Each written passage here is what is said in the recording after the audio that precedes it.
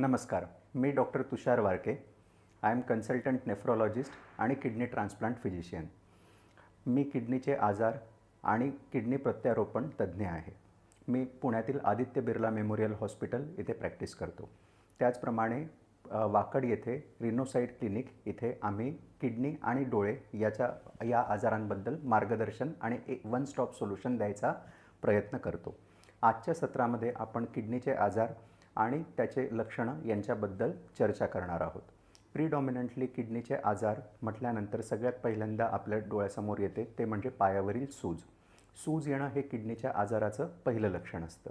किडनीचे आजार जे आहेत ते दोन प्रकारचे असतात. एक म्हणजे अक्यूट किडनी इंजुरी आणि दुसरं म्हणजे chronic kidney diseases. Chronic kidney डिसीजेसचा प्रादुर्भाव आजच्या जगामध्ये भरपूर वाढत आहे. याचं सगळ्यात महत्त्वाचं कारण म्हणजे आपण आज डायबिटीस कॅपिटल ऑफ वर्ल्डच्या दिशेने वाटचाल करत आहोत. भारतामध्ये डायबिटीसचं प्रमाण प्रचंड वेगाने वाढत आहे. त्याचप्रमाणे जसा डायबिटीसचा ड्युरेशन वाढतो, अनकंट्रोल डायबिटीस राहतो, अशा पेशंटला किडनीचे आजार होण्याची शक्यता जास्त असते.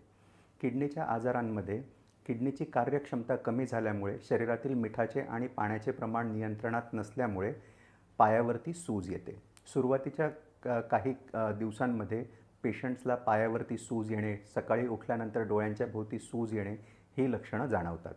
त्याचप्रमाणे लघवीला जळजळ होणे, लघवीतून रक्तस्राव होणे किंवा लघवीतून पू येणे ही सुद्धा लक्षणं जाणवतात.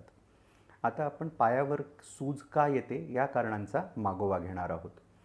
किडनी आपल्या शरीरातून फिल्ट्रेशनचं काम करते. जर का किडनीचं फिल्ट्रेशन कमी होत असेल तर त्यामुळे आपण जितके पाणी पितो त्याच्या योग्य प्रमाणामध्ये लघवीचं प्रमाण नसेल तर शरीरामध्ये पाण्याचा साठा होतो आणि त्याच्यामुळे पायावरती सूज येते.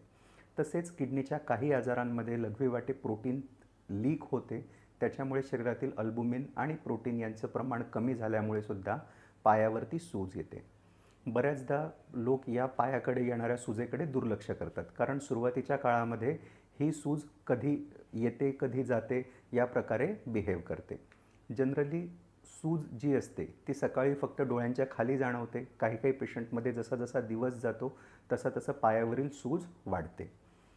आपण ज्या पेशंट्सला पायावरती सूज येते त्यांना सगळ्यात प्रथम किडनीचे टेस्ट करायला सांगतो. किडनीच्या टेस्टमध्ये सगळ्यात महत्त्वाचं म्हणजे सिरम क्रिएटिनिन, युरिनचे रिपोर्ट्स आपण करायला सांगतो, ज्याच्यामध्ये लघवीतून प्रोटीन लीक होतं आहे का नाही याचा पण आपण चाचणी करतो. तसेच सोनोग्राफीमध्ये किडनीची साईज, शेप, स्ट्रक्चर कसे आहे यावरून किडनीच्या आजाराचे योग्य ते निदान आपल्याला करता येते.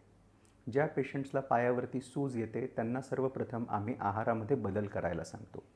जनरली आपण पेशंटला पाण्याचं प्रमाण कमी करायला सांगतो, तसंच सॉल्ट रिस्ट्रिक्टेड डाएट म्हणजे मिठाचे प्रमाण कमी करायला सांगतो.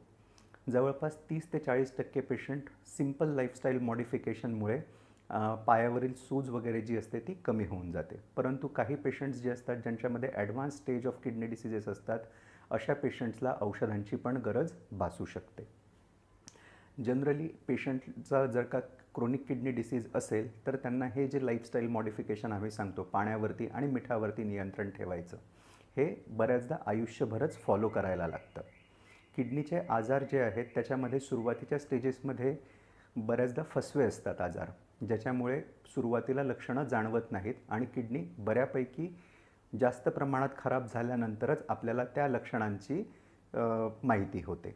जर का किडनीचा आजार आपल्याला लवकरच्या स्टेजमध्ये कळाला तर त्याच्यावरती योग्य ते निदान आणि योग्य ते औषधोपचार जर केलेत तर किडनीचा आजार आटोक्यात किंवा नियंत्रणात ठेवता येतो. तसेच काही पेशंट्समध्ये किडनीचा आजार पूर्ण बरासुद्धा होऊ शकतो.